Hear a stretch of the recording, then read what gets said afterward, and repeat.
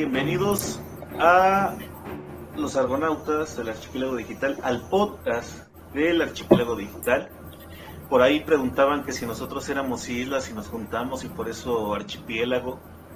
Pues en realidad no, en realidad la idea de esta cosa de decirle archipiélago vino de mí, vino de un libro de Malinowski que se llama Argonautas del Pacífico Occidental, es libro base para los antropólogos.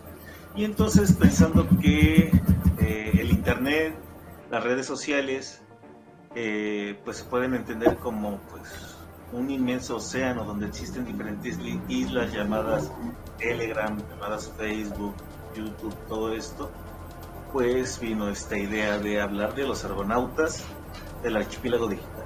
Entonces esa es la historia antropológica. ¿Conocen a Rodolfo Stamenhagen? ¿Sí lo han escuchado aumentar? El que fue conocido en algún momento como Rodolfo Sabienguaje. Yo le decía a Rodolfo como muchas letras, pero yo creo que sí. Sí, llegué a escuchar. El de las 7 tesis equivocadas. El chiste que hizo su licenciatura en la ENA, su maestría en la UNAM, y de ahí sí hizo muchos proyectos, ¿no? Y a los 50 años de la publicación de las 7 tesis equivocadas, la Flaxo le hizo un homenaje y ahí le dio el doctorado honoris causa. Entonces es como un ejemplo a seguir, porque no se tituló con una tesis o dos tesis equivocadas, se tituló con 7. Mátasela. 7 tesis equivocadas. Mira, con que Fabián saque una, aunque esté equivocada. No, yo ya la saqué, la bronca ya es la burocracia. Yo ya la saqué, y tú ya hasta la leíste, mi chavo. Pues ya hasta le metiste mano. Sí. No, capaz de que la vamos a traumar, decir, ¿para qué entré ahí? Sí, de por sí ya estoy en ese proceso y es un poco desolado escuchar estas circunstancias, pero bien, gracias, dentro de lo que cabe bien. También extrañé un poco el podcast y pues nada, dije, este tema es bastante, por lo que veo, taquillero, y pues espero que les guste y lo disfruten mucho. Acabamos de inaugurar una cafetería en el archipiélago, que vendría siendo otra isla del archipiélago. Es una página que se llama Coffee. En esa página, pues, quien quiera darnos una limosna, quien quiera darnos un donativo, alguna contribución, algo así como un café de Starbucks, o para que nos podamos comprar un bolillo duro del Globo. Pero en fin, ¿quién le iba a poner la parte del orden de este podcast? ¿Edgar? Pues bueno, miren, no me acuerdo quién propuso el programa. Sí, nuestro presentador estrella. Bueno, pues por mayoría de votos, viva la democracia, ¿verdad? En fin, empecemos con esto. ¿Qué es o cómo se percibe el bien y el mal? Empecemos con esa pregunta. Madres. Yo creo que empieza desde nuestras creencias, ¿no? Muy bien, Nicole nos propone algo. El bien y el mal depende de nuestras creencias, ¿no? Y entonces nuestras creencias son esta serie de aprendizajes, enseñanzas que nos dieron nuestros padres, que a su vez se las dieron sus padres o se las dieron las diferentes cosas que han vivido a lo largo de los años. Y entonces nosotros creemos en algún momento qué es bueno y qué es malo, ¿no? Pero partimos ahí de una idea que es creer, ¿no? Pero ¿quién les dijo a estas personas que nos enseñaron a nosotros qué es lo bueno y qué es lo malo? Porque esto, como lo propone Nicole, pues nos va llevando hacia atrás, pero no encontramos como de dónde parte, ¿no? Digo, es una buena propuesta, ¿no? Pero es como más canijo estar como encontrando o estar observando qué aprendieron nuestros padres y después qué aprendieron nuestros abuelos, qué aprendieron mis abuelos y qué, ¿no? Sería una conciencia colectiva. Esta también es buena, ¿no? Que nos lleva a entender cómo esta conciencia colectiva se fue construyendo y va definiendo qué es lo bueno y qué es lo malo, ¿no? Fabián. Híjole, pues yo me voy hacia dos rumbos. Pues no menos, tres. Eh, Perdón, tengo las neuronas secas después de haber hecho toda la semana exámenes y pruebas y ya ando medio cucú. El primero de ellos, que es algo muy particular de nuestros colegas antropólogos, la cultura, que se conecta con el segundo punto, que es la moral, muy propia de los filósofos. Entonces, teniendo estos dos cables, van a ir definiendo lo que colectiva e individualmente vamos juzgando como bueno o malo. Que a veces ni lo malo realmente es malo, ni lo bueno es bueno. Pensemos, por ejemplo, en lo que pasó antes de la Segunda Guerra Mundial con este desmadre que conllevó al exterminio, pues no solamente de judíos, sino de un montón de colectivos que para los nazis, según sus criterios morales, ese otro que no pertenece a sus estatus era el malo. Y entonces, para ellos era algo bueno perseguirlos y exterminarlos y ocupar de paso su espacio vital, porque garantizaban, digamos, el desarrollo de su pueblo. Y ahí entra la moral, entra la cultura, y me estoy metiendo a otra cuestión que es la parte de la política.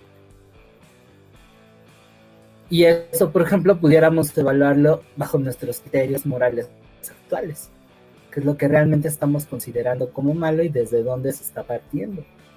Y ahí la cosa se las pongo más complicada, porque una cuestión es lo que piensa uno, que sería la moralidad, que son estos valores, principios personales que vamos adquiriendo por experiencia y que a veces se conectan con el colectivo, y otra cosa es la moral.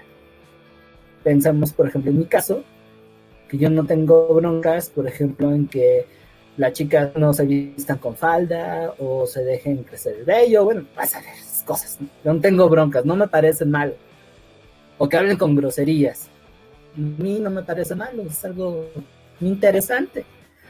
Pero si eso, por ejemplo, lo contrastamos con la perspectiva de algunos de mis mayores, afortunadamente, no tanto mis padres, que en ese sentido han podido ser más abiertos, pero sí en gente de su generación que anda entre los 50 y los 60 años, pues sí, definitivamente lo ven como mal y dicen, no, hija, ¿cómo es posible que quieras tener el cabello corto como de personaje de anime o de Playmobil, ¿no? Eso no va contigo. Y cosas de ese estilo. O ¿por qué te lo pintas de arcoiris, no? O a la viceversa, ¿no? Chicos, ¿por qué juegan con el maquillaje o la falda? Ok, la mitad de los que estaban están en el videochat no entendieron la referencia de Playmobil, o sea, todos están más chavitos. Bueno, de Playmobil eran los juguetitos que estaban ahí, que les podía quitar el pelo. Es que no, muchachos, tienes que... Sí, cierto, tengo que actualizar mis referencias. Sería Coca, Playmobil sería Pepsi. Ah, ándale, podría ser. Bueno, aquí Fabián nos pone algo muy interesante. Dice que tiene que ver con la cultura, con la moral, y quiero saber que pues, la moral es un árbol que da moras, supongo, y la cuestión política, ¿no? Si ponemos estos tres aspectos, es interesante saber que la cultura es lo que nos va a decir qué es bueno y qué es malo, ¿no? Y esta cultura donde nosotros crecemos, pues es lo que va a construir una moralidad, ¿no? Esta parte de, o sea, la parte de qué es lo decente, qué es lo correcto, ¿no? Y cómo pues vamos a definir nuestra identidad, ¿no? Ponía el claro ejemplo ahora de los de la moda que se da con el K-pop, el K-drama, y el anime, ¿no? Pero es el mismo fenómeno que pasaron nuestros padres cuando nosotros o algunos de nosotros como hombres quisimos dejarnos el cabello largo. Los que aún tenemos o tienen cabello, ¿no? Porque hay algunos que pues de plano tenemos más entradas que el Estadio Azteca y otros que pues ni hablar. Que parecemos las Amazonas ya después del caos ambiental. ¿No? Entonces... entradas que el metro, no manches. Exactamente, ¿no? Entonces, hay algo que pone Fabián, es algo muy interesante porque es una confrontación interminable entre la moralidad, lo que yo creo que es correcto y lo que alguien más cree que es correcto, ¿no? Y esto también lo va a definir o lo va a tratar de imponer o definir la política. Y esto nos lleva a algo como tratando de ir buscando una respuesta. El bien y el mal siempre se van a definir frente a otro. Si se fijan, cuando nos hablan de lo bueno y lo malo, siempre hay como una especie de comparación. Y esto lo estaba pensando en función, por ejemplo, de la religión, ¿no? De la Biblia. No ponen, en la Biblia no viene el bien y el mal, dice, es el árbol de la sabiduría, en el libro del Génesis. Y entonces quien tenga más sabiduría, por eso el que come la manzana, pues va a estar como a la par de Dios. Eso es lo que dice la serpiente, ¿no? Cuando Adán y Eva caen en la tentación. Y entonces el saber implica estar como en una semejanza con Dios, y eso los hace como discernir entre lo que es correcto y lo que no lo es, ¿no? En una especie de esencia divina. Y entonces tenemos que siempre vamos a definir lo bueno y lo malo en función de alguien más, ¿no? Por eso, por ejemplo, decía Fabián, ¿no? O sea, a Hitler se le pareció buena idea hacer jabones de judíos, ¿no? O sea, pues, y de gitanos, no te olvides, ¿no? De los gitanos. Y de negros y de homosexuales, o sea, había variedad, ¿no? Le pareció buena idea, pero a toda la demás población le pareció una pésima idea, ¿no? Es como estos cortos que les compartí de Animaniacs, ¿no? De buena idea, mala idea, ¿no? Así. Y entonces tenemos que el bien y el mal siempre se va a definir frente a otro, pero si se fijan en algo, y estaba pensando en algo muy cotidiano, en algo tan propio de nosotros, por ejemplo, como la lucha libre, ¿no? Los buenos son los técnicos, ¿no? Y los rudos, pues son los malos, ¿no? ¿Qué caracteriza a un técnico y qué caracteriza a un rudo? El bueno nunca va a romper las reglas. Siempre va a buscar cómo ganar a la buena, el hacer un buen espectáculo, el hacer una buena llave, el que el referee le haga caso, ¿no? Que lo haga correctamente. Y el rudo no. El rudo va a hacer todo lo contrario a manera de poder ganar a como de lugar. Y entonces tenemos que lo bueno y lo malo lo podemos también definir en función de las normas, ¿no? Se es bueno en tanto que se cumplen las normas, se es malo en tanto que no se cumplen las normas, ¿no? Pero ahí nos lleva también a entender algo. ¿Quién pone las normas? Yo quisiera agregar algo. Primero Pablo y después Edgar. Tú me diste la palabra, ahora te...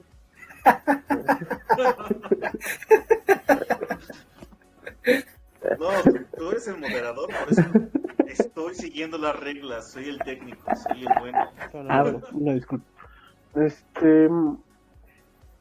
Sobre lo último que comentabas, sobre quién pone las reglas, quién no las pone, creo que ya habías mencionado algo sobre la Biblia y bueno, no sé si decir el cristianismo, pero es muy chistoso, porque como que siempre se nos pinta al bien y el mal como diametralmente opuestos, ¿no? Como que son antagónicos hasta más no poder, ¿no? Y lo chistoso es que la encarnación del mal, el más malo de los malosos, malosamente malo, es Satanás, ¿no? Es el diablo. Y lo más chistoso es que Satanás simple y sencillamente quiere decir adversario, ¿no? En hebreo antiguo, ¿no? Y es como de, no manches, ¿no? ¿Cómo es que un adversario tiene una connotación negativa, ¿no? podemos adjudicarle absolutamente todas las cuestiones moralmente negativas a tu adversario, ¿no? Porque creo que el cristianismo es como fundamental para entender nuestra moral, ¿no? Más el bien y el mal. Quiero pensar que más que otra cosa tenemos una cultura cristianizada, ¿no? Donde decimos, ay, sí, no sé, ¿no? Hay mucha banda que nada más va a la iglesia a curarse la moral y realmente no cree, ¿no? Entonces, o crea medias y no quiere aceptar todo lo que implica tener dicha religión, ¿no? Entonces, siento que yo que es algo, desde mi punto de vista, no quiero atacar aquí a nadie que sea creyente o algo por el estilo, pero se me hace hipócrita, muy, muy hipócrita, ¿no? Esta cuestión en la que dices, ay, sí, voy a misa, voy a la iglesia, pues porque para sentirme mejor, es como, no, carnal, o sea, el chile, pues como que creo que está invertido tu sistema de valores, ¿no? O sea, realmente no tienes una base fundamental pues para creer, porque simple y sencillamente tu creencia es tu ego. O sea, crees que el hecho de sentirte bien contigo mismo es estar bien, es estar bien moralmente, ¿no? Y cuando nunca te haces la pregunta, ¿estoy bien lo correcto? ¿Qué es lo correcto? ¿Qué tan correcto es lo bueno? ¿No? Entonces, no sé, quería sacar eso. Jeje. Este, a ver, con respecto a la pregunta que estabas haciendo, ¿no? De quién, o bueno, como buen historiador te estabas yendo hacia los tiempos ancestrales, ¿no? De quién determinó lo que era bueno, quién determinó mi papá, mi abuelo, mi bisabuelo, etcétera, ¿no? Pero hay una forma en donde, por ejemplo, yo dentro de mi panteón académico, dentro de de mis buenos ancestros antropológicos, hay una forma en cómo lo tratan de explicar, ¿no? Con la idea de, primero, de un parámetro moral o un código moral que posteriormente le viene Edmund Lynch, no, bien chingados, el que tiene el nombre de chica, claro que chico, Leslie White. Leslie White habla sobre variables culturales. Y aquí hay elementos importantes para poder entender qué es lo bueno y qué es lo malo, ¿no? Dentro de esta variable cultural y dentro de este código moral que se da en cada sociedad. Habla de 3 elementos importantes: la conciencia, las sanciones y los usos. La conciencia, dice estos antropólogos, es el reflejo del individuo que tiene de la sociedad a partir de las sanciones. Y las sanciones, en ese sentido, es la forma en cómo la sociedad le va a implementar al individuo qué está bien y qué está mal. Pueden ser sanciones positivas o sanciones negativas, que es, por ejemplo, el premio cuando haces algo en la casa, ¿no? Lavas los trastos y te dan 5 pesos para que te vayas a comprar un dulce a la tienda, ¿no? Cosas por el estilo.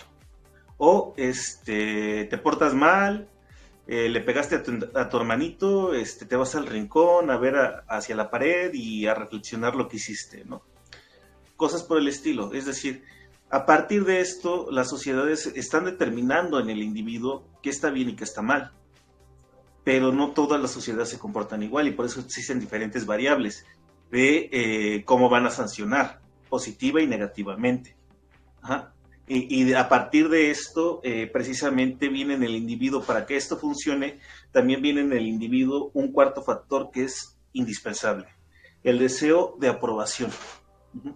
El deseo de aprobación, ya sea para con la familia o para con los amigos o para los diferentes grupos que se desarrollan dentro de una sociedad. Y en ese sentido, vendría una forma de explicar efectivamente lo que estaba preguntando Víctor. Aquí hay una cuestión muy clara, por ejemplo, y lo desglosa bien Edgar, porque lo que vemos es es como una especie de ley general que puede aplicar para cualquier sociedad en la cual parte de la idea de una conciencia, de una sanción, de una aprobación, ¿no? Todo ser humano necesita reconocimiento o aprobación de sus congéneres o de las personas con las que cohabita o construye su comunidad, ¿no? Y sí, las sanciones son las que van determinando, caray, pues si me dieron 5 pesos, pues lo voy a hacer más seguido, ¿no? Me castigaron, pues ya no le voy a pegar, ¿no? O le voy a pegar cuando no me vean, ¿no? Para que no. Y la aprobación es porque precisamente, pues este güey lava bien los trastes, le vamos a dar, ahora le vamos a dar 10 pesos, ¿no? Este cuate juega bien fútbol, entonces a este lo vamos a jalar más seguido. Este tipo de reconocimiento siempre es necesario para cualquier persona y para construir su autoestima. Sin embargo, aquí hay una cuestión. Hay normas. Dentro de los patrones que menciona Edgar también hay normas, ¿no? Y quien las pone, pues es una comunidad, pero una comunidad que busca la perpetuación o la protección de esa comunidad frente a otras, ¿no? Lo cual pues nos pone otra vez en la misma disyuntiva. O sea, definimos el bienestar ya sea como uno individual, ¿no? O lo bueno o lo malo frente a otra, ¿no? Y lo que decía, por ejemplo, Pablo es muy cierto.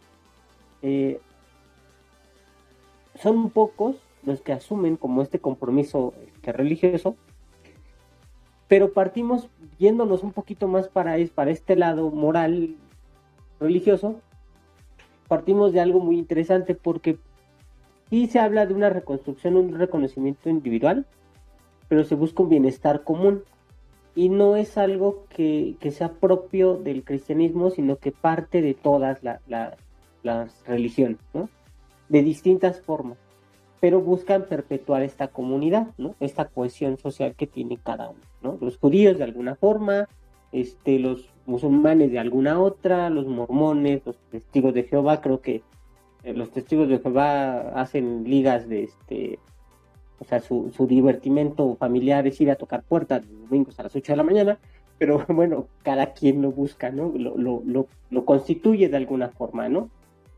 Y entonces esto nos lleva a pensar, si lo bueno y lo malo se define a partir de esta serie de variables culturales que nos dice Edgar, también debemos entender que cada uno dentro de su contexto histórico, pues considera que es bueno y que es malo, ¿no? Que ahí nos mete en otra discusión, ¿no? Por ejemplo, Fabián lo ponía, ¿no? O sea, para los alemanes era esencial romper ese cerco para poder desarrollar una industria y sobrevivir después de lo que había pasado en la Primera Guerra Mundial. Y la forma de hacerlo era ahora sí que aumentar su número de efectivos en el ejército, aumentar y desarrollar una industria armamentista, invadir otros países para crecer su territorio. Y para ellos era necesario, para ellos era bueno, ¿no? Y para eso, para que también se creyeran los alemanes este cuento, bueno, esta parte, pues fue necesario la política, como lo decía Fabián, ¿no? Entonces, ahí va la segunda parte, ¿no? Cómo concebir o cómo definir lo bueno y lo malo en ciertos espacios o en ciertos tiempos de la historia, ¿no? Lo que a lo mejor para nosotros es bueno no lo fue hace 20 años, o lo que fue bueno para nuestros padres no lo es para nosotros en este tiempo. Bueno, te estás desviando más a algo que le sirvió a los alemanes definir el bien y el mal. No estás definiendo para ti qué es el bien y qué es el mal. Lo mismo están haciendo, bueno, no estoy criticando nada y no les quiero robar nada, pero no están definiendo su punto de vista qué es el bien, qué es el mal, y se están yendo más a los confines de la humanidad porque hicieron el bien y el mal. Sí, aquí hay una cuestión muy interesante, gracias Eduardo. Si se fijan en el fondo del asunto, a lo mejor lo hago mal, digo, porque me mandan a presentar un programa como a los 10 minutos de que ya iniciamos, uno improvisa, ¿verdad? ¿A qué tratamos de llegar? Mira, el bien y el mal, con las variables culturales que propone Edgar, con lo que nos propone Pablo y con lo que nos ha dicho Fabián es una construcción social. El bien y el mal no está definido, no está determinado, se construye y lo construyen a partir de estas prácticas de supervivencia, de estas prácticas de perpetuación de la comunidad a partir de que se enfrentan con otros, ¿no? Ponemos el caso de los alemanes o lo trajimos a colación porque Fabián lo mencionaba, ¿no? Hitler lo consideraba así, pero porque tenía todo un bagaje cultural, porque él había visto a lo largo de su vida cómo se declinaba, cómo decaía Alemania. Entonces su ideario político estuvo destinado precisamente a resurgir esta Alemania que había sido destrozada en la Primera Guerra Mundial. Esta generación de los alemanes va a tener esto en común y por eso se van a poner de acuerdo. Es lo mismo que va a pasar, por ejemplo, con la generación de la crisis en Estados Unidos. Estados Unidos no había vivido una crisis y cuando les llega fue fatal porque no sabían qué hacer.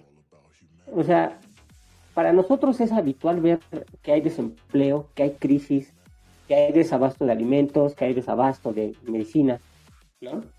Para los gringos no era habitual en ese entonces.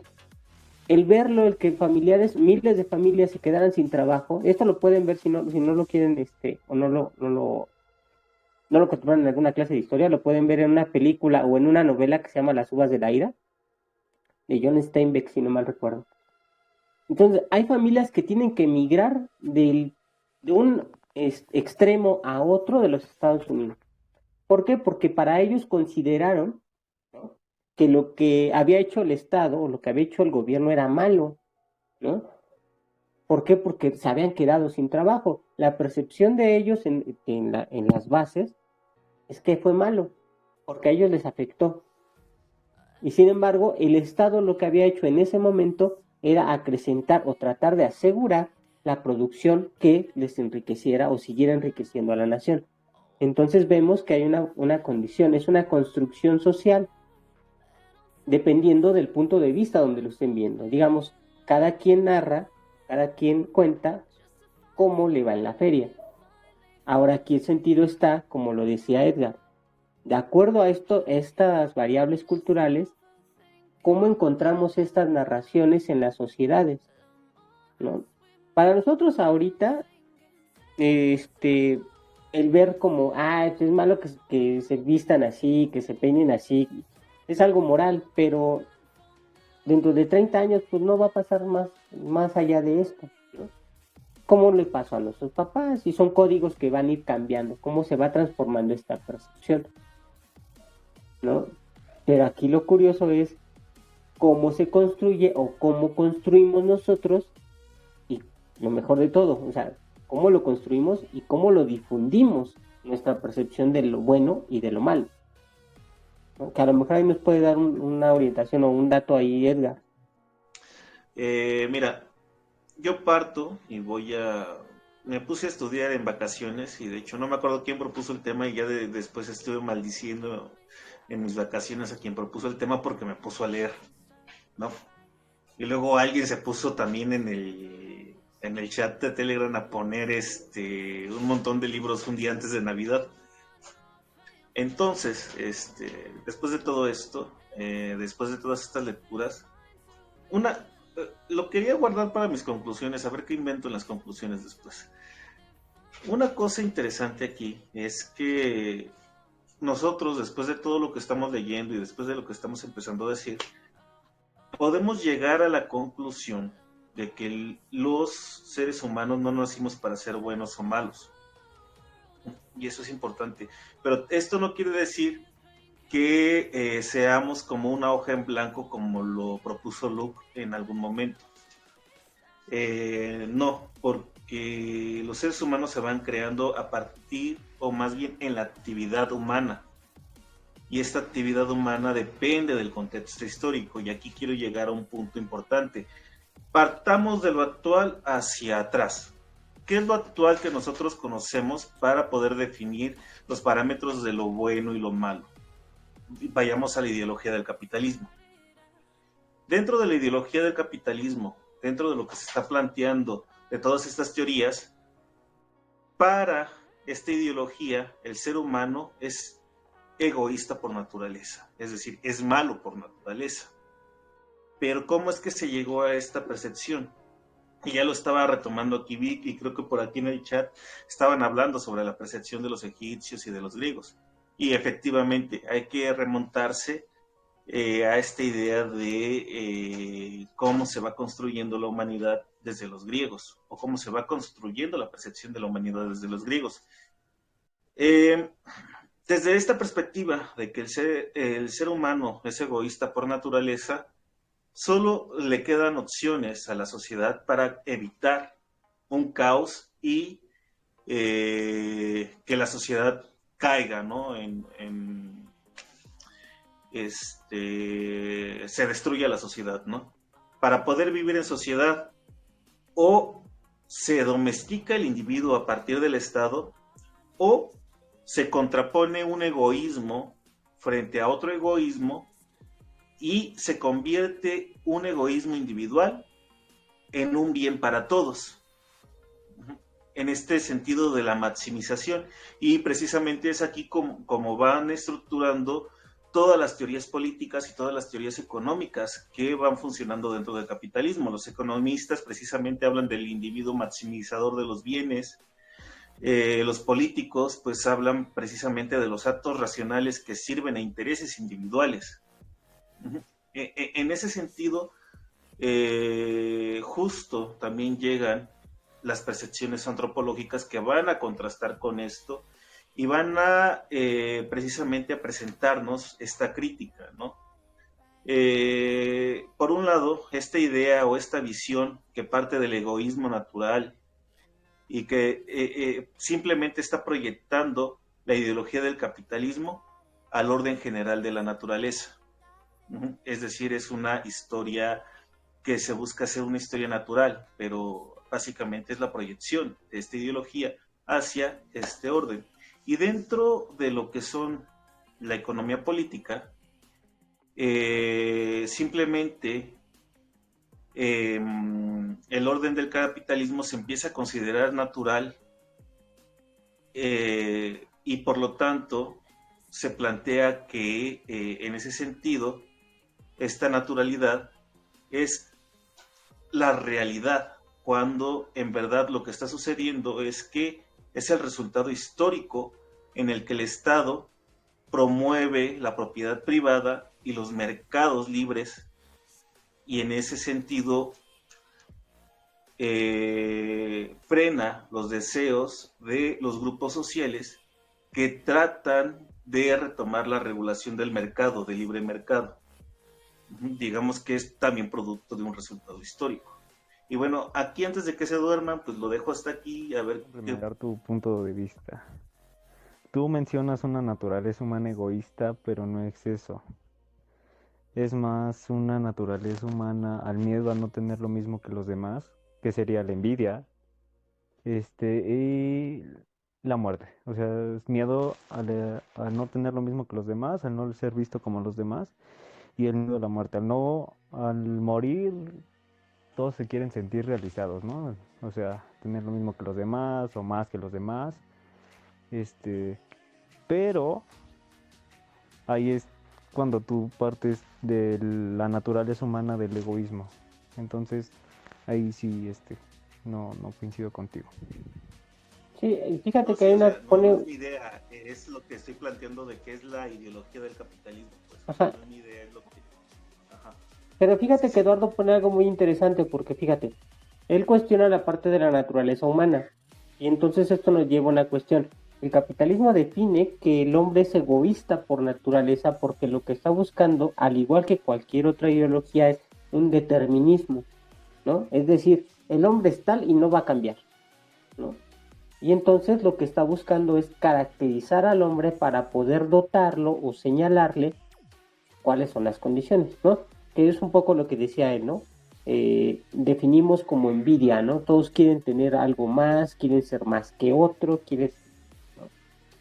Pero no siempre fue así, ¿no? Y eso es a lo que nos llevamos, y es un poco lo que estábamos escribiendo en el chat, ¿no?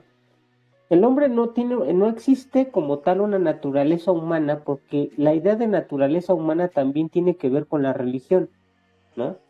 Y este aspecto de religioso lo retoman estas condiciones, estas ideologías para poder enraizar, para poder construir su pensamiento o todo su discurso y que sea válido, ¿no? No hay una naturaleza humana, el ser humano se construye a sí mismo a partir de las relaciones en un entorno y en un tiempo específico, ¿no? Pero lo que sí refiere, y eso es muy importante, como lo decía Edgar, partiendo de ahora hacia atrás, es que antes había una mayor conciencia de comunidad. Ahora vivimos en una época donde el individualismo impera. Antes las condiciones de colaboración, incluso no lo veo yo, véanlo o obsérvenlo, por ejemplo, los que tengan familiares o sus papás o sus abuelos sean de otro estado de la República, ¿no? Funcionan en cuestiones de tequio, de cuestiones se le llamaba de otra forma, de faenas, ¿no? De cuestiones de comunidad, ¿no? ¿Cómo se llama? De mayordomías, de mayordomos, ¿no? Que eran compromisos hacia la comunidad y era una colaboración. ¿Por qué? Porque se buscaba el bien común, ¿no? Ahora es al revés. Lo que se busca es preservar al individuo y como a los suyos, y la comunidad queda fuera, ¿no? Pues es algo muy interesante y eso casa mucho con lo que dice Eduardo, ¿no? No hay una naturaleza humana, sino que las transformaciones de la sociedad son los que van determinando estos valores, ¿no? Por ahí, por ejemplo, el Pikachu decía, ¿no? Se habla, pues más que bien y mal, es lo correcto, lo incorrecto. Sí puede ser, pero lo correcto, lo incorrecto, pues también casa en qué tiempo y en qué espacio lo estamos haciendo, ¿no? Porque cada espacio y cada tiempo pues tiene normas diferentes, ¿no? Que es ahí donde entra también lo que decís.